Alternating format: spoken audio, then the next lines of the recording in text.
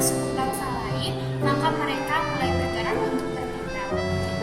Orang-orang inilah yang menjadi nenek moyang langsung dari bangsa Indonesia sekarang. Para ahli yang sepakat dengan teori ini antara lain J.R. Morgan, R.H. Bertrand, J.H. Checker, dan J.R. Foster. Dasar utama dari teori Yunan adalah ditemukannya kapak tua di wilayah Nusantara yang memiliki ciri khas yang sama dengan kapak tua di wilayah Asia Tenggara. Penemuan tersebut menandakan adanya proses migrasi manusia di wilayah Asia Tenggara ke kepulauan di Nusantara.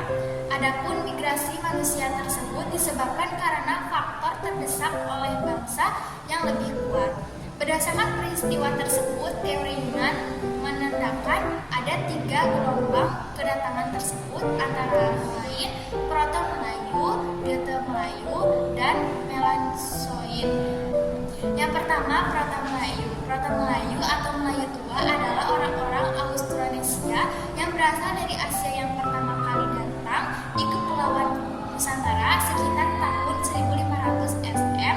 Bangsa Proto-Melayu ini memasuki wilayah Nusantara Barat melalui Malaysia, Sumatera, dan jalur timur melalui Filipina, Sulawesi. Yang selanjutnya saya akan menjelaskan tentang Detero Melayu. Bangsa Detero Melayu atau Melayu Muda kemudian berhasil mendesak dari akhirnya berasimilasi dengan bangsa pendahulunya, yakni bangsa Proto Melayu. Hal ini terjadi pada kurun waktu sekitar tahun 400 sampai 300 sebelum Masehi, yakni gelombang kedua nenek moyang bangsa Indonesia dengan datang di wilayah Nusantara. Bangsa Melayu Muda ini masuk ke Nusantara dengan jalur barat dengan menempuh rute dari Yunan, lebih tepatnya Teluk Tonkin, Vietnam, semenanjung Malaysia, dan akhirnya sampai di wilayah Nusantara. Bangsa ini telah memiliki kebudayaan yang lebih maju dibandingkan bangsa pendahulunya karena sudah memiliki penghasilan barang-barang dari perunggu dan besi. Yang selanjutnya ada Melanesoid.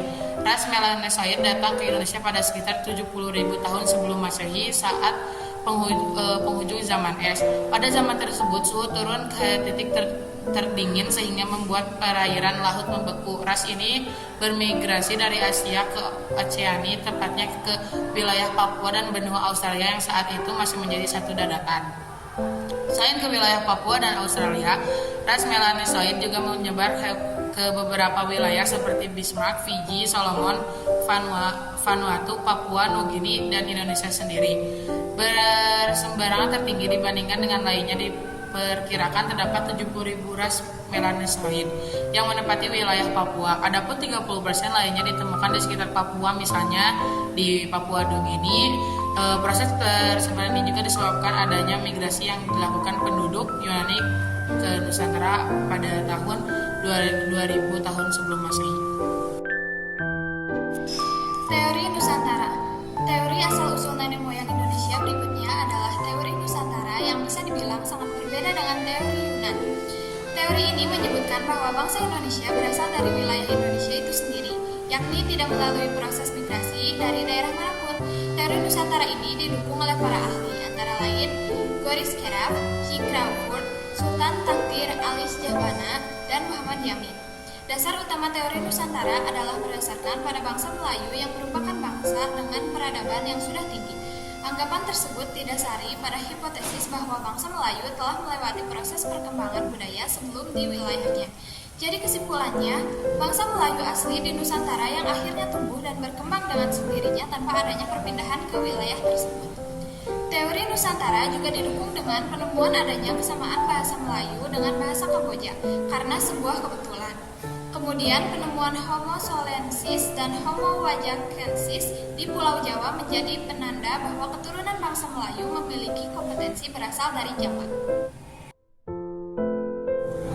Selanjutnya di sini saya akan membahas teori out of Africa.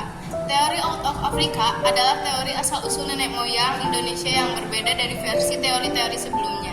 Teori ini mengungkapkan bahwa asal-usul nenek moyang bangsa Indonesia berasal dari Afrika. Anggapan ini berdasarkan pada kajian ilmu genetika lewat penelitian DNA mitokondria, gen perempuan dan gen laki-laki. Mereka kemudian bermigrasi dari Afrika hingga ke wilayah Australia yang sudah mendekati wilayah Nusantara.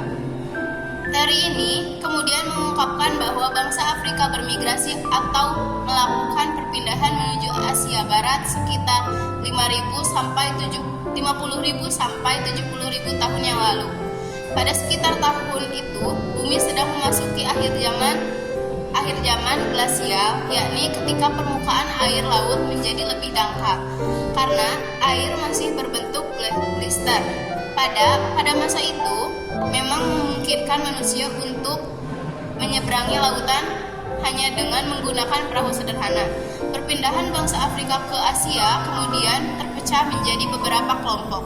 Ada kelompok yang tinggal sementara di bagian wilayah Timur Tengah atau Asia Barat Daya, dan ada kelompok lain yang bermigrasi dengan menyusuri pantai semenanjung. Kali ini saya akan menjelaskan teori out of Taiwan. Teori asal-usul nenek moyang Indonesia ini hampir serupa dengan teori sebelumnya. Teori out of Taiwan mengungkapkan bahwa asal-usul bangsa Indonesia adalah berasal dari Kepulauan Formosa atau wilayah Taiwan. Teori ini rupanya didukung oleh ahli bernama Harry Truman Simanjuntak yang berdasari atas argumen pada teori ini. Dasar utama dari teori out of Taiwan yang pertama adalah tidak adanya pola genetika yang sama antara kromosom manusia bangsa Indonesia dengan manusia dari bangsa Tiongkok. Masih berdasarkan teori ini, bahasa yang digunakan berkembang di Nusantara adalah bahasa yang masuk dalam rukun bahasa Austronesia.